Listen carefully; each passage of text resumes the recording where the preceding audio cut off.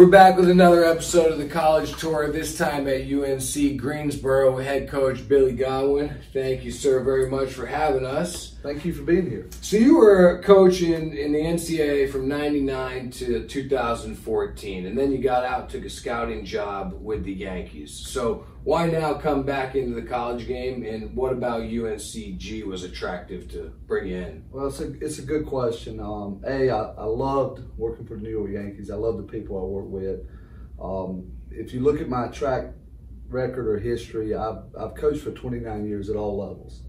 And I have a passion to impact young men, a passion to coach and teach the game and help young men reach their goals. And for me, when this position became open, and Lee Jarrett, the former head coach, is a really good friend of mine. He was a recruiting coordinator for me at East Carolina.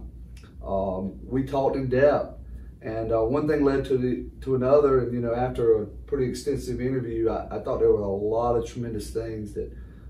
In a way, I think UNC Greensboro is a sleeping giant. I think there's a lot of things in place where we can really be successful. In North Carolina, the idea of a branch campus or a regional campus is easily understood. UNCG, UNCP, UNCA, right? There's lots of branches of University of North Carolina. I don't think that it's well understood, though, maybe outside of the state for high school guys in states like where I'm from, where there's not a lot of branch campuses in Florida. So can you explain a little bit what is a branch campus, and is it different than the main campus, or is it aligned? How does that work? Well, I think number one, it's it's a state supported school, so it's funded by the state, which is totally different than a private school, and that we do operate independently. As it's not part of UNC Chapel Hill or UNC Wilmington or UNC Asheville. We're all operating in a kind of a separate entity. But having the resources of the state and being funded some by the state of North Carolina is a big asset for us. It makes the cost cheaper for in-state students, which is a huge benefit. But just to make sure it's totally a separate campus, it's right. A separate entity, and the school has got a long history and runs well on its own. Right, so they're not getting a degree from the University of North Carolina. They're getting a degree from the University of North Carolina at Greensboro. That is correct. Any kid that's watching this, any kid that's thinking about, hey, I want to play for UNCG one day, what do they need to work on? What kind of kid do you want to come in here? Well, just like every coach, we want talent. Right. That's easy. And I keep saying that you can walk out on the field and pick the 2 or 3 best players out on the field. Right. They usually stick out like a sore thumb, but I really want kids that have a great passion, the same passion that I share and our coaches share, and that to play this game and to develop at this game and to prepare at this game. If they have great passion and they have makeup, or what I call X factor. Sometimes I use different terms, X factor, wired right. Mm-hmm. I want guys that are wired right, that are accountable, they're responsible, they're loyal, trustworthy, and they're going to work. And you have to do, I think it's really important because you can make mistakes in the recruiting process. But I think those characteristics are just as important, if not more important, than talent. I've had some kids and some great stories over my years in coaching that had those exact traits. As I kind of reflected on my tenure here, is what were the traits of guys that really got it, that really improved and excelled. And they might not have been the most talented player when they came in, but because of those characteristics, they were able to really excel and get better and be key contributors in a program. And what can guys who are thinking of coming here expect from you as a coach? What kind of coach are they getting? Well, I think I love the game. I'm fair. I think if you ask, probably go back, and it's a long list of most of my players, they're going to tell you I'm a player's coach. I love players. I love to help them. I love for them to grow, not just only on the field, but in life, on and off the field. I'm going to push them to get a degree. That's really important to me. Had a high success rate in my time at East Carolina with guys that exhausted their eligibility that graduated, about 98%. Those things are really, I want them to be servant leaders. I want them to be good in the community. So I base like our program around really 5 key principles. You're going to get your degree. We want you to be independent. We're going to develop you on the field. You want to be good in the community. You want to know what being a servant leader is, and you're committed to your physical development. That's what, in a nutshell, that's kind of what we're about. We mentioned that you were a scout with the Yankees for the past 5 years. How has that experience at the pro level changed maybe your perspective on the college game and how you're going to approach it as a coach? What was probably most valuable is to step away. You got to remember, for 29 years, I was only seeing my team and teams we played against. Right. And to be able to have the opportunity to go out and visit all the great schools that are in the Carolinas, visit with their coaches, talk baseball, watch their practices, watch how they ran a program, was really, to me, a huge educational experience. Sounds like a secret plan you had. Get out, scout their programs, learn the inside, the inner workings, and then come back and coach against them. Well, would you say that you see the college game in a different light than what you did before? I've always loved the college game. I think it's a pure version of the game, and just to see kids grow and the opportunity for them to get their degree.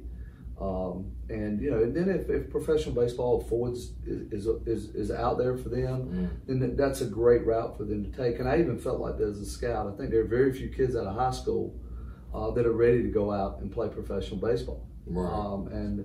But I think the college route is a great route, and I didn't make any bones about it when I was working with the Yankees. That I'm not saying all, but most kids benefit the most by getting a degree and coming to college and going to a 4-year school. And I tell people all the time that people can take a lot of things from your life, they can't take away your education.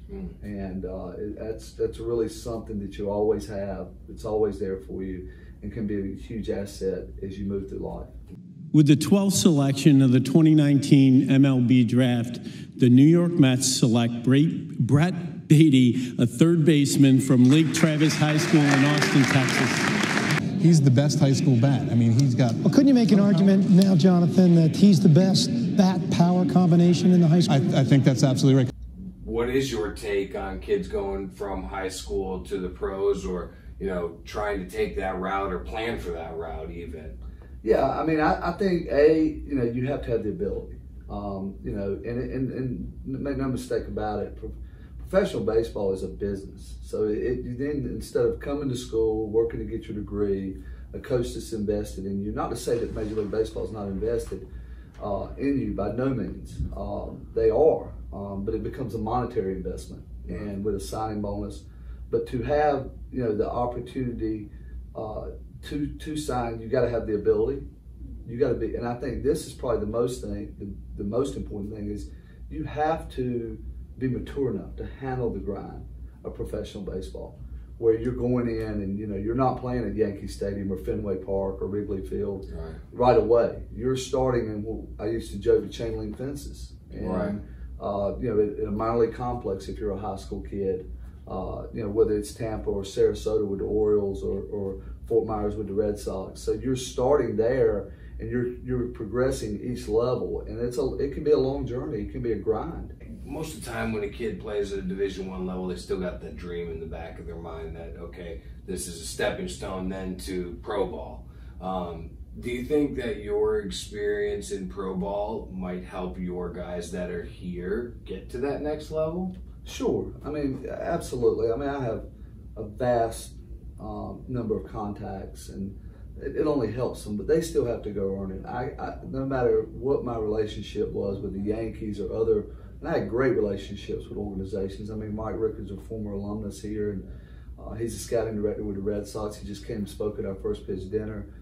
So I have a wide variety of great relationships with people in professional baseball. But I also tell our kids, I can't get you drafted. Right. You've got to go earn it. You've got to prove it on the field. But the connections help. The connections help. There's no question about that. Connections help. But they also, I think, but my ability to understand how professional baseball works, how the draft works, what they're looking for, can aid in talking to some of these kids, right?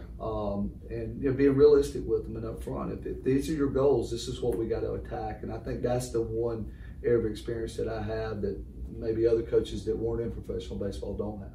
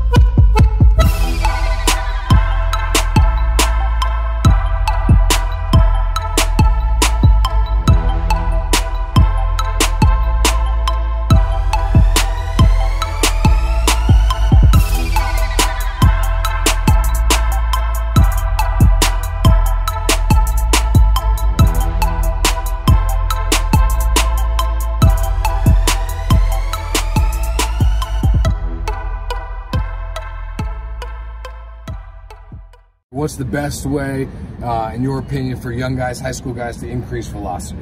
I think they just got to throw. And I think guys, and we all worried about injuries today. I think guys get hurt is simple by overthrowing or underthrowing. There has to be a correctly applied throwing program for them. And I think long toss is outstanding. I've had a lot of success. I actually do a long toss program here that we implement on functional arm strength, throwing the ball face to face or on a line, a correlation of being able to do that to velocity. Okay. And you know, when you get out to a certain feet that you can do that, and I try to challenge our guys to increase their ability to long toss, and we see their velocity starting to creep up in that manner. Okay, so what about feel for pitches? What is something young guys should be doing to develop that feel? I just think throwing, playing catch for a purpose. Our guys play catch every day.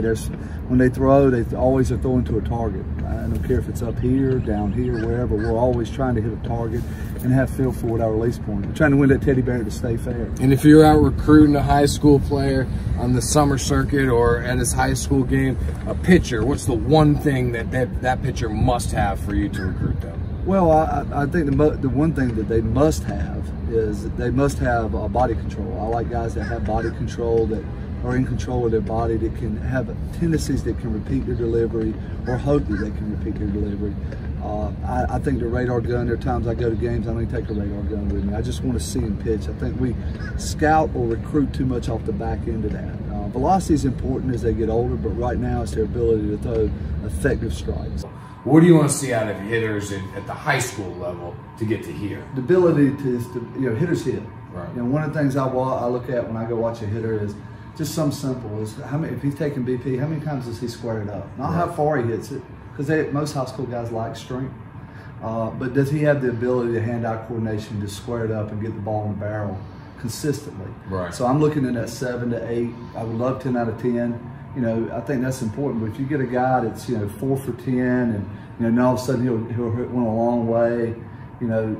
I just think that guys that can hit and have a feel for the barrel, that's really important at the high school level. Right. Jake Robbins and I, who's also on the tour, we were talking about that earlier, how everybody's so locked in on having the perfect swing. They've kind of lost that, just see the ball, hit the ball hard somewhere, right? Yeah, square it up. That's what we talk about. I mean, you get into exit velocity and things like that. I mean, I've been coaching long enough, I can tell if a guy squares it up. And sometimes squaring it up may be just a one-hop line drive off the dirt. Right. It's not a ball that goes 400 feet.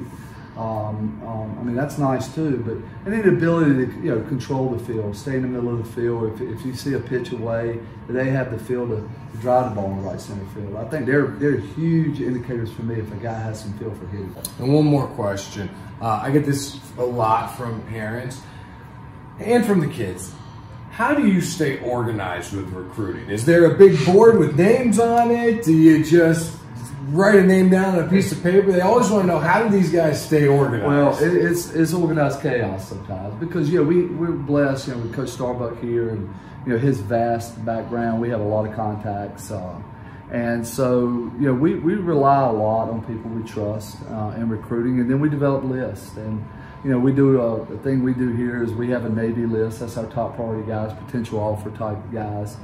Where we go to our goal list. They're guys that we've heard good things about from somebody we trust, but we haven't seen them yet. Right. And then, then you have another list of guys that, hey, maybe we get them to our camp, and they really have a desire to be here. And camp is a huge recruiting tool for us. I mean, just coming in, getting back in the college game. I know we signed 4 players out of our camp this fall for next year, so that was a huge recruiting tool for us. So I do value camp. I always have my coaches here when we run a camp, and because those kids are investing to be here. Right. And I think it's really, really important that we invest our time to evaluate them where we can, be around them as much as we can, because it's certainly they're showing you that they want to be on your campus. Right. So a recruit doesn't need to worry about you forgetting about them. It's all organized. No, it's organized. You didn't forget about it. If they're not hearing from you, you didn't forget about it. No, I didn't forget about it. But that's not you. That's every college coach. But you get so many emails and names thrown at you on a daily basis. It is hard to organize, but we try to address in some fashion, whether it's an invite to camp, it's a phone call with the recruiting rules and what they're in place. I mean, certainly we're going to stay within the rules. Is a text or a call if that's permissible.